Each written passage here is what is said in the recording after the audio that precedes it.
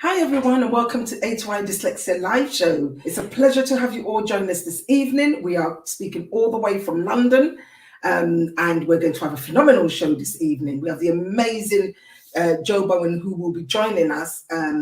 Jo has worked for Disney World and she has done many great things over the years with Disney, and we will be speaking to her this evening about why every CEO should employ a dyslexic.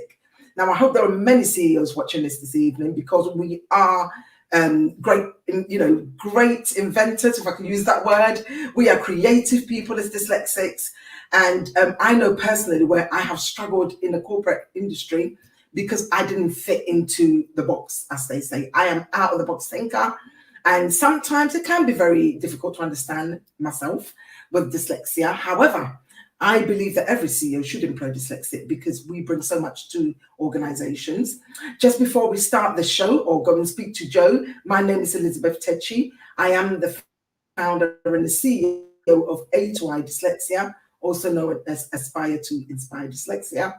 I want to say a big thank you to our producer, Yola, who's in the background doing all the technical things.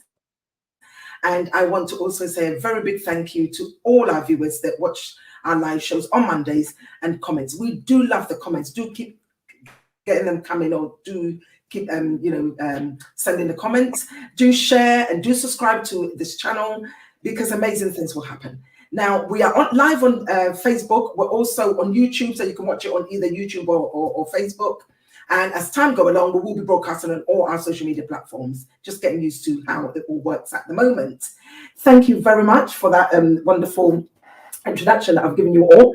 But I want to say a very big thank you and a very big welcome to Jo Bohan. Jo, welcome to A2I Dyslexia Live Show. How are you? Hello. Thank you so much for having me. Hello, how are you, Jo? Wonderful. How are you feeling? How is it in Paris? How is it in Paris this evening? Is it raining? Is it cold? How's it going? Well, we're lucking out right now because there is a little bit of sun, blue skies, some clouds, which is pretty good because the forecast was pretty bad, so can't complain.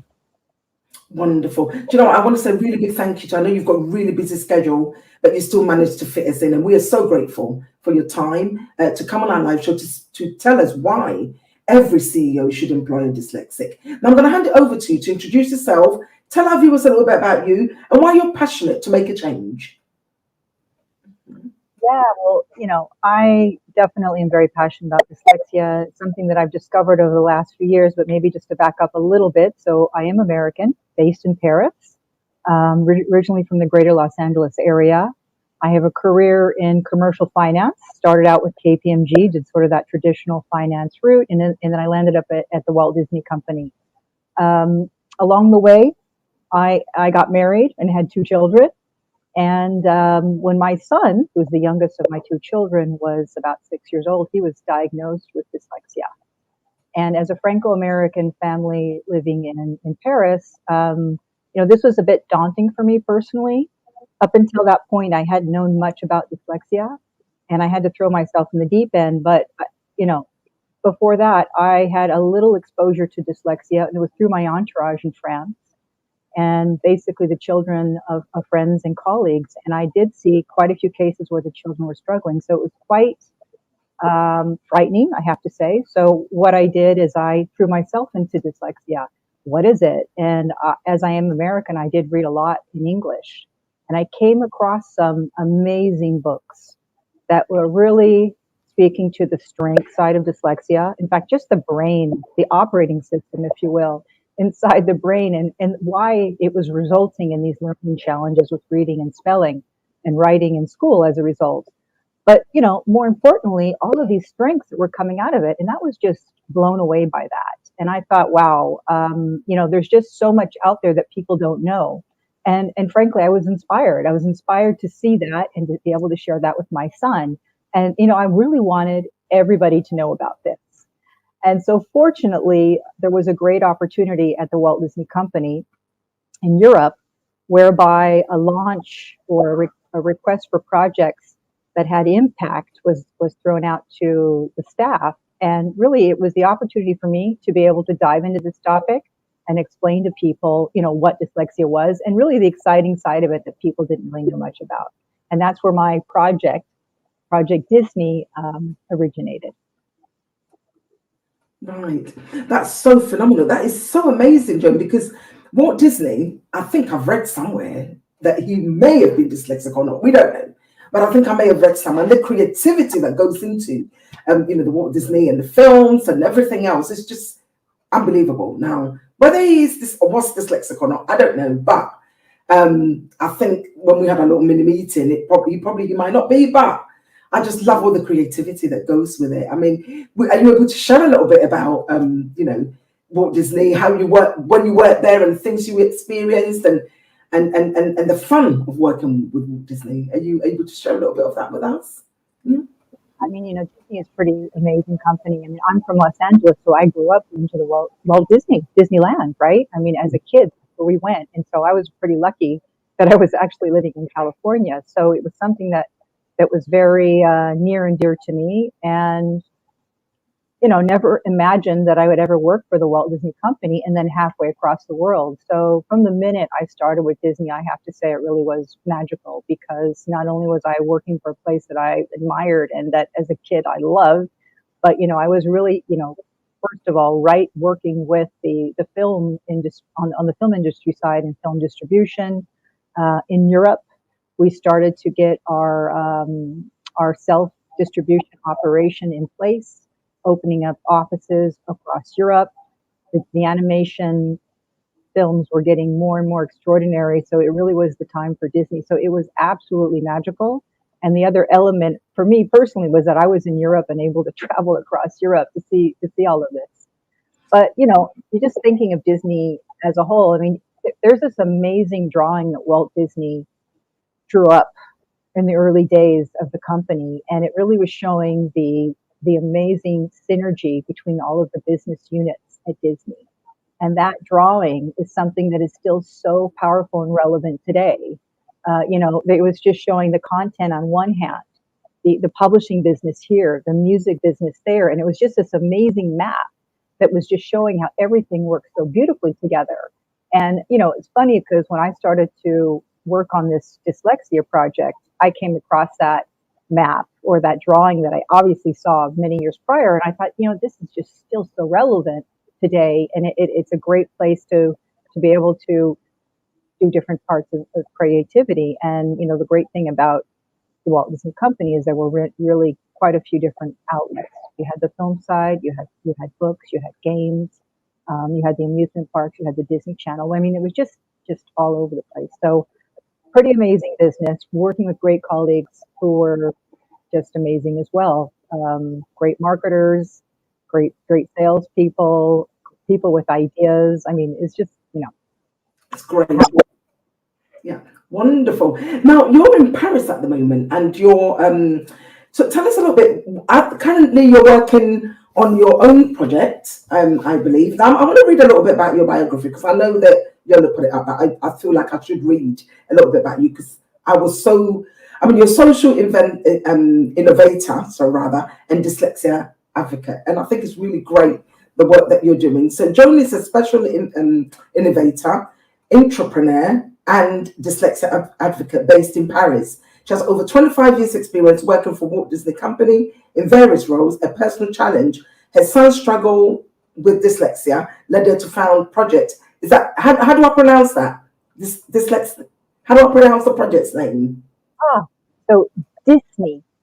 And Dysnie. So there's a funny story about that name is that, I came up with this project, as I discussed earlier, and I didn't have a name for it. And I thought, oh gosh, what am I going to call it?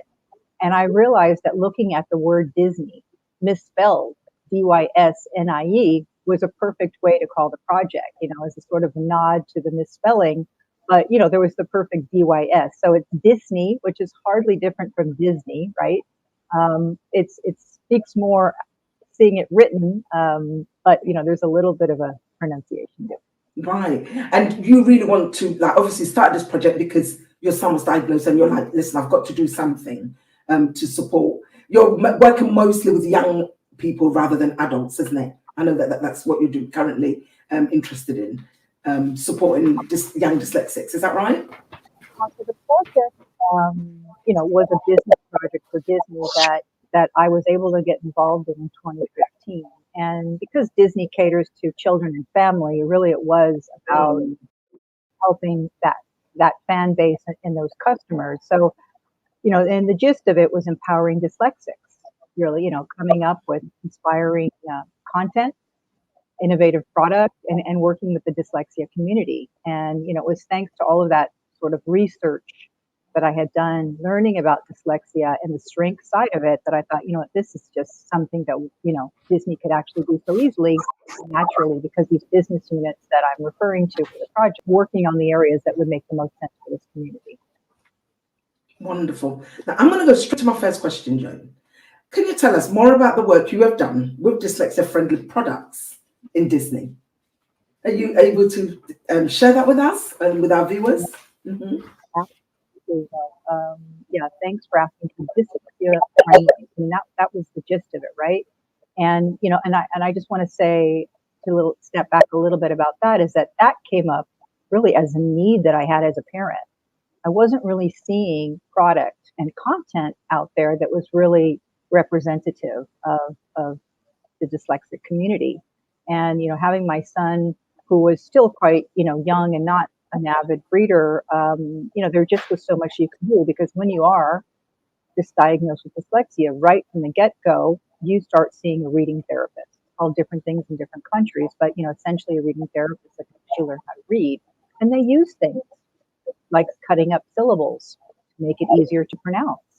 If they have an electronic book, you could have the sound. You could change the font and get different spacing and the size. So there was just all kinds of stuff that these reading therapists were doing. And I thought, we could do this ourselves, right? Working with different licensees, because that's how Disney works. And in my markets, so my markets being, we're France and the Netherlands and Belgium. So working with the licensees in those countries, we were able to develop a range of dyslexia-friendly products and books in this case. So an ebook that was what they call an enriched ebook that allows the user to choose from different functionalities. And so the functionalities, similar to what I just described, included having different font size that were more dyslexia-friendly. It could include having more spacing between each letter, because sometimes they're all bunched together. The syllable cuts, but also because it was an ebook, to have a pronunciation for any given word. And I think that was the most useful thing, because you can find yourself reading silently in your head, coming across a word and not knowing how to pronounce it. So that to me became this great functionality for that, which is different. I guess the added advantage of having an electronic book as opposed to physical book, but there was also the ability to listen to any given page like an audiobook. So that was just one product. But what we always also did is we worked with our licensees on a different ranges. So in France, for example, we worked with Hachette, with a leading book publisher, and came up with a very beginner range of books, and they said it's actually doing really well, and it's the top book in that category. And it's basically the Disney stories, like Mickey Mouse or Aladdin or any of the classics, Lion King, etc. But beyond that, we have audiobooks. So that was something that I thought was really an opportunity. Audiobooks were growing amongst adults, and I felt like this could be a great opportunity for younger and older children in particular, who could listen to books. And when I was thinking about that too, I was also thinking of other children, not just dyslexics. But what a great way to give you rest, right? And not have to read and use your eyes, because with all of the screen time. And then in the Netherlands, one of our licensees came up with a collection of dyslexia-friendly books for the intermediate and advanced readers as well. So novels. In fact, I have a couple examples here. So this is one of the novels that we did in Dutch, and they used special fonts. They went ahead and chose words that were easier to pronounce between two different words, and so that was pretty cool. And the Netherlands also was quite creative when it came to putting the project together. Sanoma, another licensee that we worked with, has a weekly magazine called Donald Duck. So Donald Duck is just this beloved character in the Netherlands. There's a weekly magazine that has one of the best subscription rates of all magazines, and that's every magazine, even for adults. And we came up with a special Dyslexia, and they came up with that. So I want to show you this because this is kind of, my favorite. It's Donald Duck here, and you can see that he's surrounded by all of these letters. What the heck is going on? And this is something that Sanoma actually developed with children that were dyslexic who were guest editors for that. So so that was really fun, and that's something that comes out quarterly today, and the books are available for children. So we did all types of formats for different ages, and depending on how the reader wants to enjoy reading or read, they have the choice there in those ranges.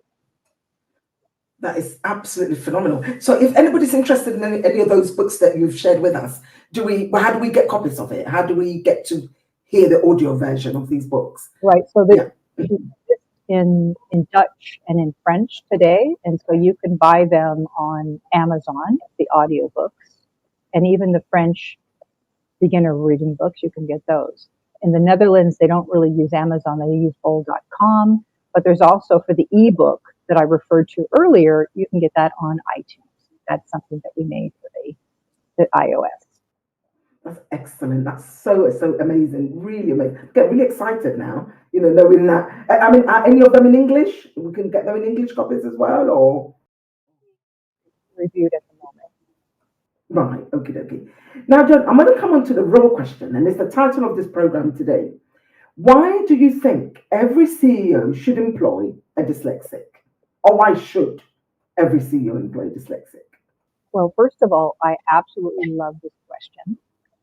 And the very short answer is that it just makes good business sense. But, obviously behind that is that there's so many things that have been studied with regards to dyslexics and making good business people. So the first thing is that there are many entrepreneurs out there that are dyslexic.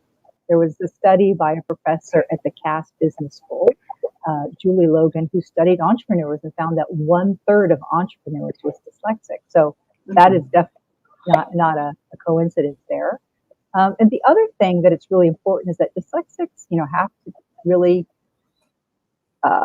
deal with school in a different way than a child that doesn't have dyslexia. And there's a lot of resiliency that is created and cultivated over that. Once you get through the school system, you've been through a lot.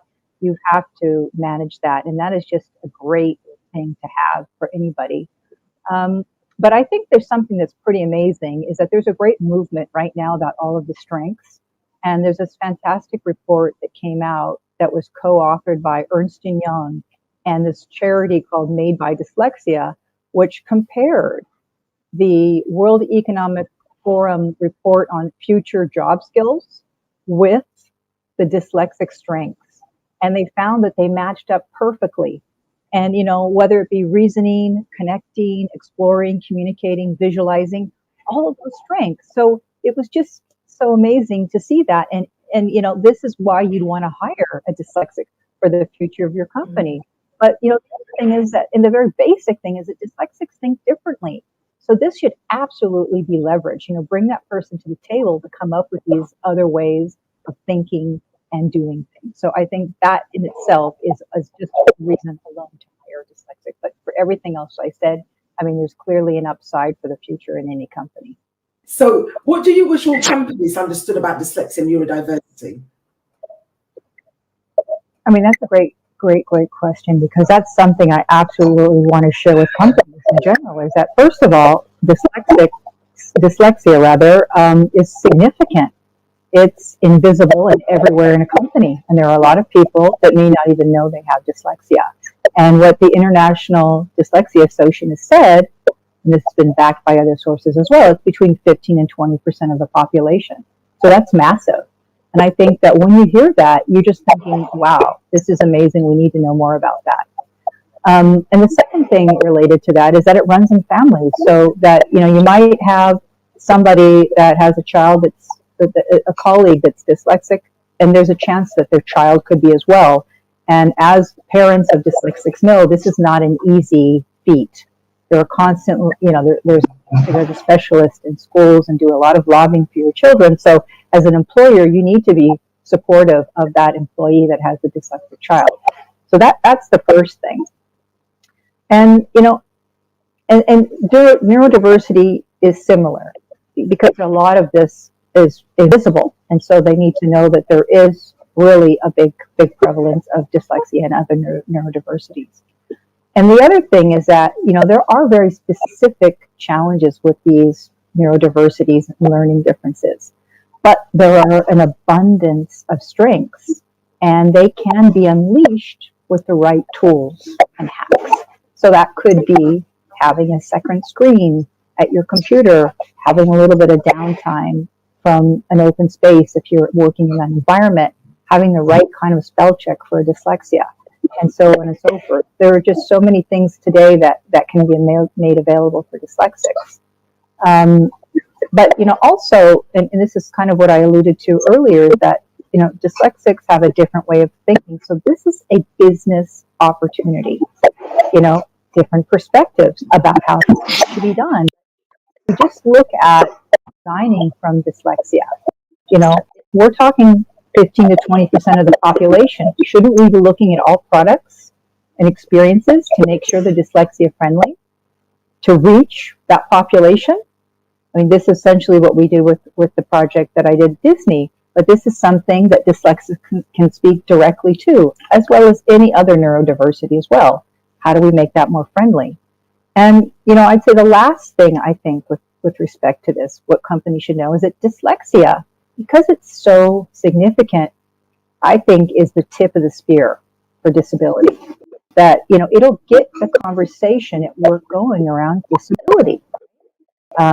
That it'll get people to embrace it and own it, and all the insights that come with, yeah, as a dyslexic, I struggled with this, or it would be great if we did a product like that. I think it could really usher in all of these other strengths and different perspectives to make the company more friendly toward disabilities as well as outside. So I'm pretty excited about that. But yeah, so we're here and we're talking about why CEOs, I better go back to the title, make sure I've got it right. Why should every CEO employ a dyslexic? And Joan's put it so, I can't even find the word. You know, yes, why shouldn't you? You know, basically. I think there is a lot of, I think there are a lot of awareness out there about the strengths of dyslexia and so forth. You and I know that, Joan, there is also challenges for the individual dyslexic.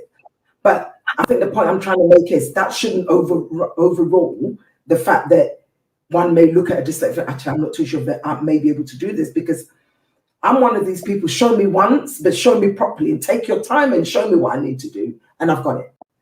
So, you know, there are different ways that we learn. And I just want our viewers and also anybody watching to understand that, or any CEO who's watching at the moment, to understand that, yes, we are employable, and yes, we can do the job. Of course. Yeah, so I bring that to the table. Now, I'm just going to just move on swiftly and go on to the fourth question. What do you wish all companies understood about dyslexia and neurodiversity? I might have already answered that. I think I might have already answered. I'm not too sure. But if I haven't, then you can answer. But if I have, of course, we can carry on, you know, with the show. Just going back to the studio now, just to find out if there's any questions at all. If anybody's joined us and like to ask a question, if there's any CEOs watching at the moment, or a HR person, or even if you're a founder of an organization, this is for everybody. It's across the board. It's not just, you know, we're not talking about just companies. We're talking about, even if a teacher's watching, and, you know, we're not talking about a teacher employing, but if you're working with a young person who's got dyslexia and you're thinking, right, okay, how do I deal with this? Maybe drop us a comment. Honestly, we are here to answer the questions. If I don't know the answer and Joan doesn't know the answer, I'm sure we know a man who can or a woman who can answer those questions at some point. So if you have just joined us, we are speaking today to Joan and Bohan, and we're speaking about dyslexia and why every CEO should employ a dyslexic for their organization. And we're speaking to Joan, who has done many work for Disney, Walt Disney, one of my favorite companies. I wish one day I'm going to get the chance to just go to Disneyland just to see what it's all about and what they do there. I know what it's all about, but I do love the work. I think because the characters and the color, and it's so simplistic, isn't it? Walt Disney, the things they do, very dyslexic friendly. And it really sort of it's been a passion of mine for many years. Yeah. So, Joan, I wanted you to talk a little bit more about your, can I just say what you've got in the pipeline, you know, what the future holds for some of the things that you hope to do to support dyslexics. I know you're in France, but your work is quite global, isn't it? It's not just based in France. Your work is quite global. You're reaching out to everyone, really, not just based in France. Yeah, Elizabeth, for asking that question. So I think this project that I did at Disney was so inspiring, and it really just dawned on me that this is something that people need to hear. I mean, so I was doing this inside my own company and sharing what I knew, the strength side, getting people excited about that, enlightening them. Because as I spoke about it internally, more and more people would say, "Oh wow, here's an article I came across about dyslexia," or "Oh, so and so's child is dyslexic.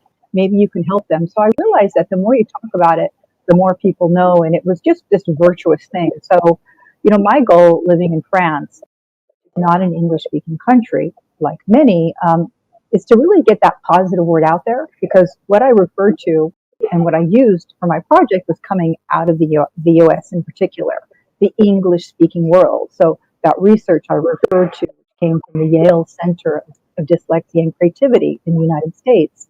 That book that was just so amazing called Dyslexic Advantage, which I refer to all the time.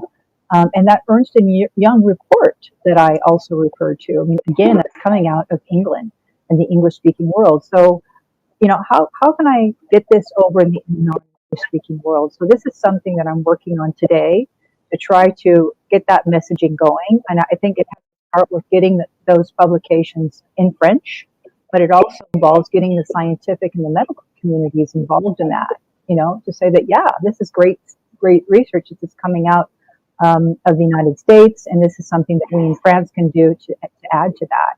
So we just had Marcia join us, and Marcia, she's probably joined us from the beginning. She's really an amazing person, really phenomenal young lady, and she's working, she is part of the Waltham Forest Dyslexia Association to do with the cultural perspective of dyslexia. And she just joined us now. And I think she said here, Walt Disney was dyslexic himself. I think the last time we spoke, I think you told it slightly different. No one really knows. Is that the case, Joan? Yeah. Walt Disney, was he dyslexic? What? So, really, obviously I came across that information too. And I was like, well, gosh, if Walt Disney is dyslexic, doesn't this make total sense that my project take off here? I mean, it was just, a no-brainer. But, I researched that in the early days of my project. And I came across an article that came out. It was actually in the late 90s. That was a response from the Walt Disney Museum, which is based in Northern California, that manages the legacy of Walt Disney and his family. And they responded to an article that came out in Time magazine in the 90s about Walt Disney's dyslexia. And they said, we would love for Walt Disney to be amongst these great people that have been diagnosed with dyslexia, but we don't have any proof in that area. So we don't feel comfortable saying that he does. And, fair enough, because I think that the diagnosis for dyslexia, as strong as it is today, I mean, 30 or 40 years ago, right? I mean, he was born late 1800s.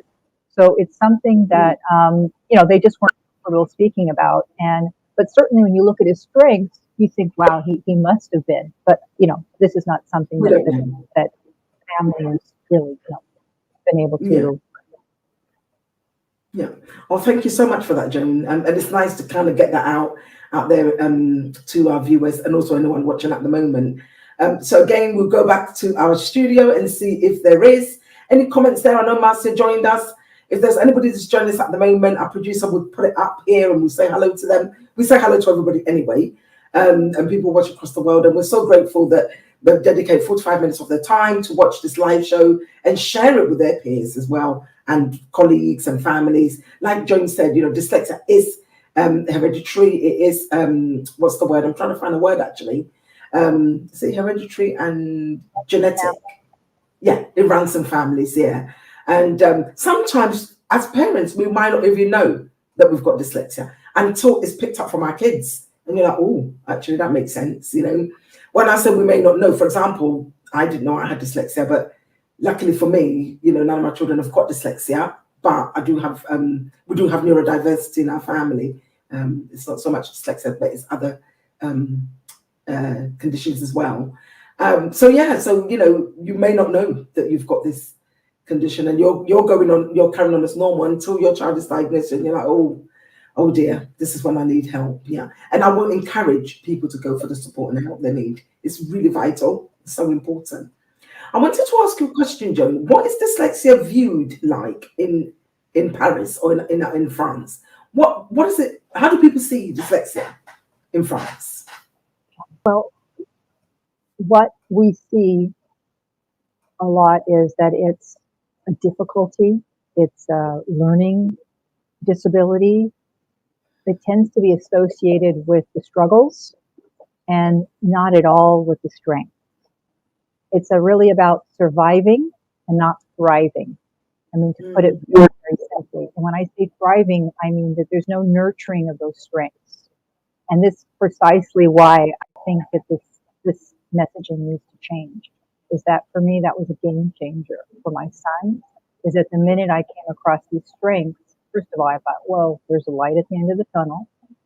He's in good company. But secondly, I'm going to start getting him on those things now. I mean, he loved playing basketball. He was really into coding. And he was quite a creative kid in building.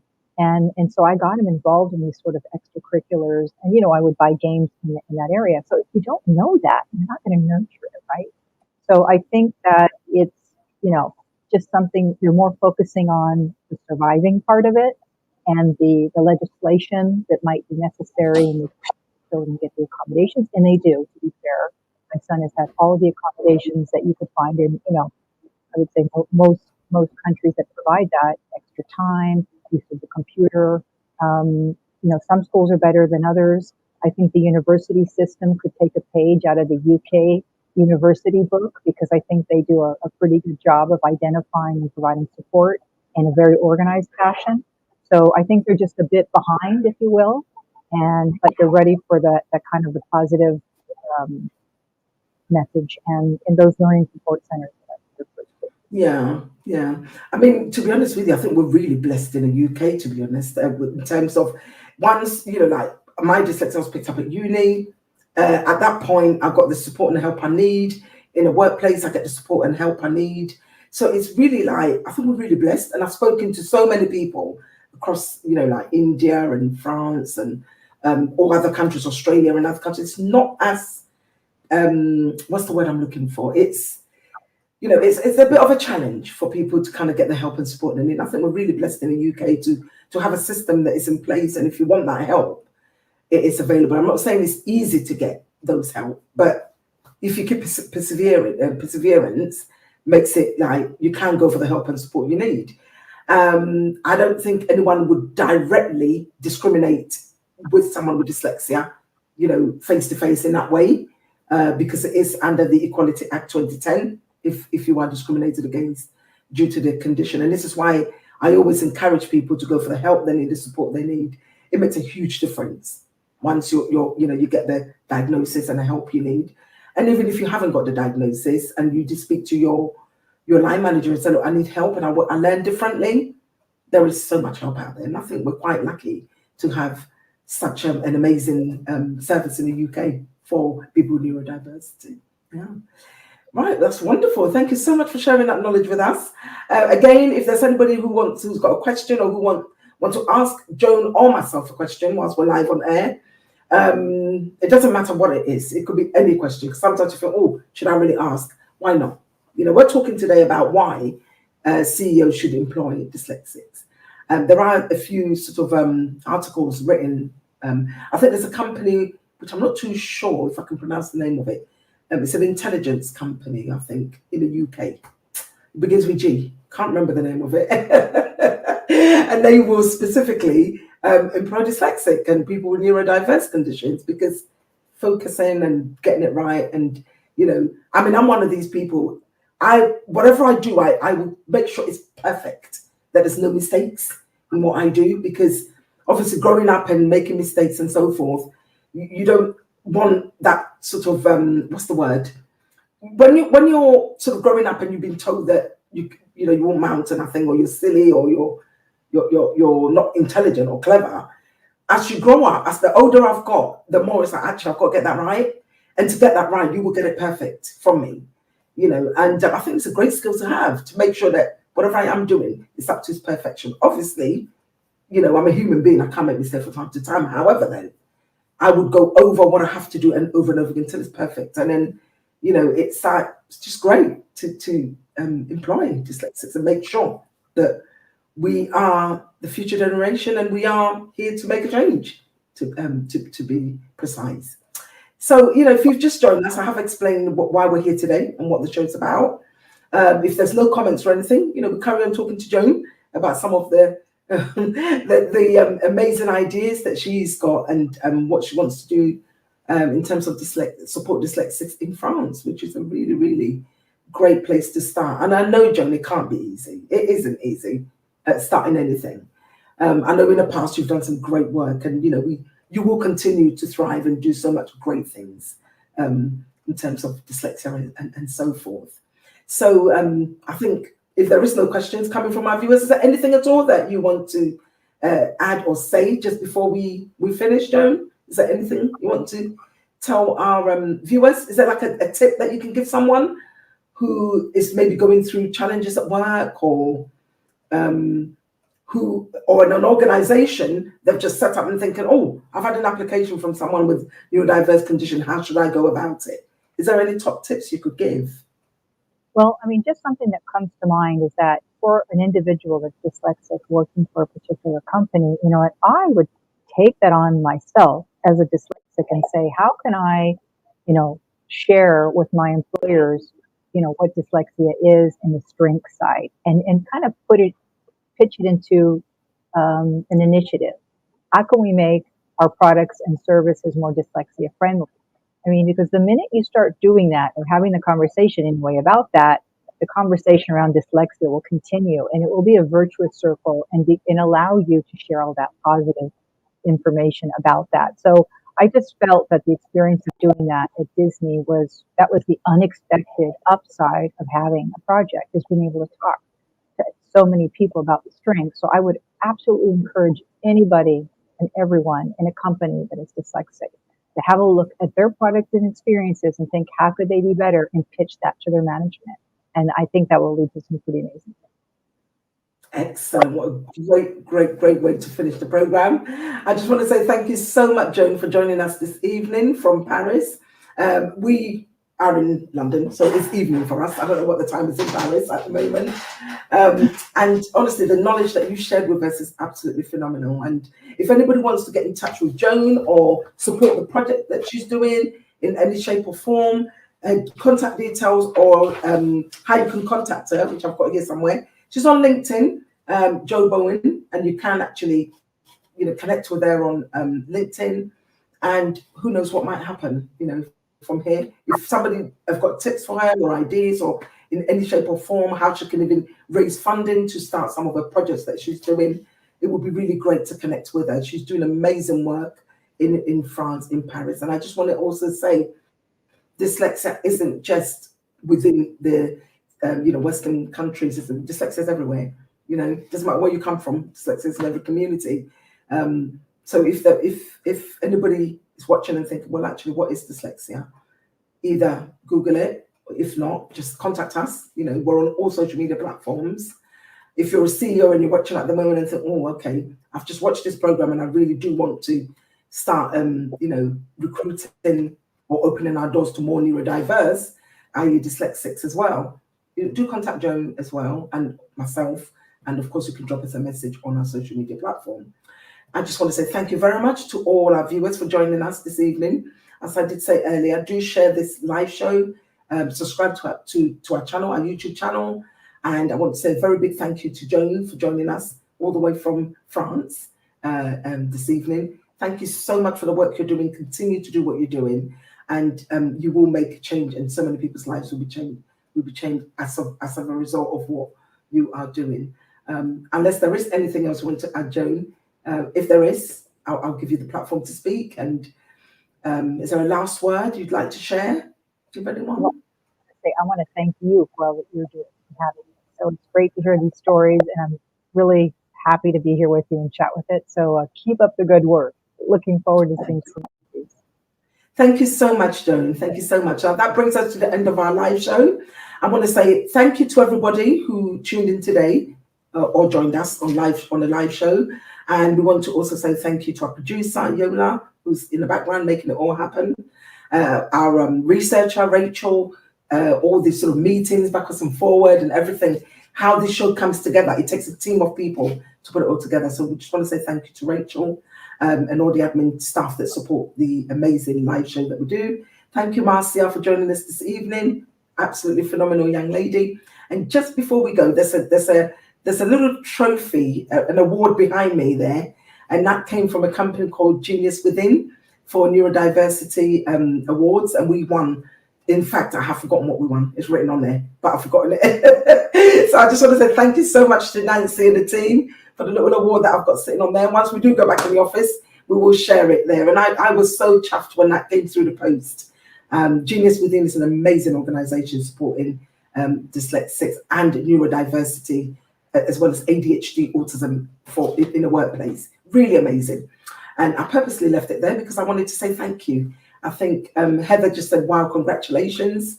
And we are very grateful for all the work, and the support from the community is absolutely phenomenal. That brings us to the end of our show. Thank you, everybody. See you next week, same time, same place, for a different topic. Bye-bye for now.